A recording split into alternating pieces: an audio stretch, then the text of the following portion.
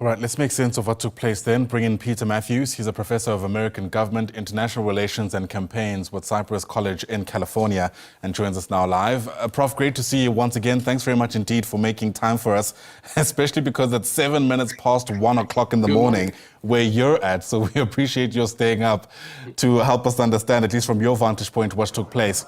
And perhaps a good place to start is the optics. How much attention do you reckon this debate actually got, given everything else taking place, not only in America, but certainly around the world? Well, that's true. It's been a tremendously busy time around the world with the news, but this debate was big as well. It's the only debate between the vice presidential candidates for this whole election campaign. And it may be the two debates. The presidential one was only one debate. It's unusual because most of the time you have several debates with the presidential candidates, maybe one or two with the vice presidential. So because of meager number of debates, this became extra important. One more thing. The vice presidential candidates are reflections of the judgment of the presidential candidates. In other words, the presidential candidates got to nominate them, so the public can say, what's the character and ability of these people that were nominated by the presidential candidate? Was it a high-level, high-quality one or not? In this case, Vance had a big deficit to overcome because he's been getting tremendously negative press for the kind of really wild things he's been saying all this time about certain things and claiming that immigrants were eating dogs and cats, some really outlandish claims and other things. And so it really had a lot to do to climb up the ladder. And he did very well tonight, very smoothly presented quite a few falsehoods. And I do believe that vice president of the candidate, vice presidential candidate, was really himself to a certain extent, but he also was at the end very strong when he talked about January 6th and whether or not he asked Vance, would you accept the election, the fact that President Trump lost in 2020? And Vance could not answer that question. That was strong for him at the end.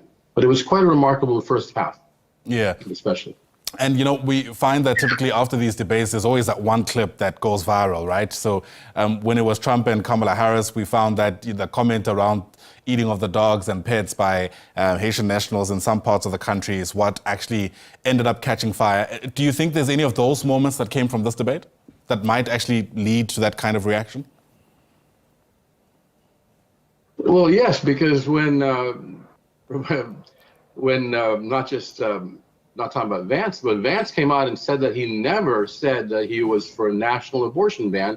And so immediately after the debate played a clip saying, I support a national abortion ban. That can show a contradiction that can be utilized in a commercial or advertisement that the other side, the Harris side, will put on TV. And that could become viral right there. There's contradictions. And the fact that he would not admit that the election was lost by Trump in 2020. And that calls into question whether they will actually recognize this election. So those kinds of things could become viral once the social media gets a hold of it. But it's still early since the debate was just a few hours ago. Let's wait till tomorrow and see what gets picked up by the media and becomes viral. Yeah. Gun policy, as expected, also featuring in this particular debate. I wonder if you reckon there were any kind of crystallized views that were advanced by either side.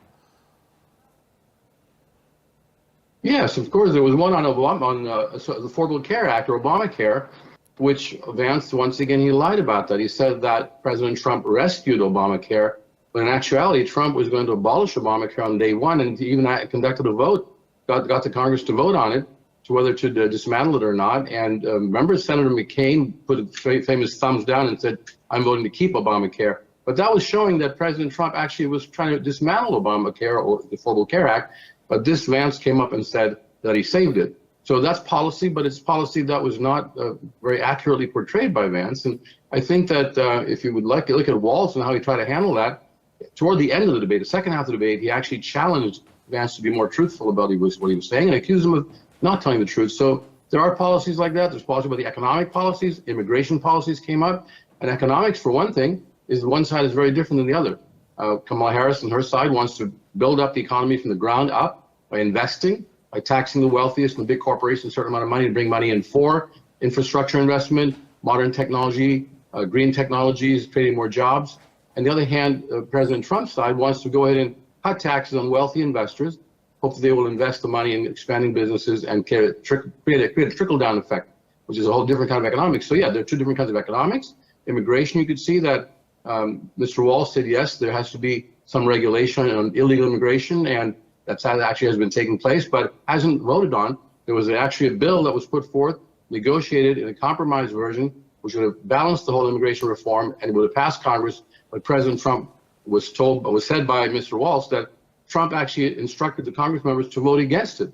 And that became an issue as well. So immigration is there. There's so many issues right now, and those are key issues that voters are waiting to hear from in detail. Most people may have their minds already, but maybe 5 or 6% of the voters are still undecided, and that's the audience that was being addressed tonight by both sides. Yeah, and that's what I was about to ask you next. But what also stands out for me is that much of the reporting around just, I suppose, the temperature of this debate is that it was evenly tempered. You know, there was a fair amount of restraint. In fact, I think one of the publications is going a step further to say that at some stage it seemed that, you know, at least when Walz was talking about his 17-year-old witnessing a gun shooting, it seems Vance actually looked compassionate and genuinely concerned about that. I wonder how you reckon all of that lands with those undecided voters. I think it'll be favorable toward the undecided voter. They may say both these guys are willing to talk to each other. Let me look at them more carefully. And in this case, Vance will have some advantage on that particular response. It was a very measured response. It was a careful one that actually showed some compassion. But Walz also had himself doing the same thing with Vance. He said, you may be right on this, or you may be right on this issue. I agree with you on this. So they were trying to make it look like they can really discuss issues without getting angry or vitriolic with each other and go to the substance of the issue, the substance itself. And I think to some extent they accomplished it. But I do believe that the vice president candidate, Walz, should have probably been more stringent about some of the inaccuracies that Vance had put forth and to try to dig deeper in those issues. On the other hand, they're appealing to a middle-of-the-road, 5%, 6% audience that wanted to see a debate that was more amenable toward each other. So that's kind of what they delivered. And I do believe it'll fall on some people's ears in the right way. We don't know which segment will get what and who will get the 1 or 2% they need. It's such a close race. In the swing states, it's less than 1% difference in some cases. So any little change in opinion of any small segment of voters can make a big difference.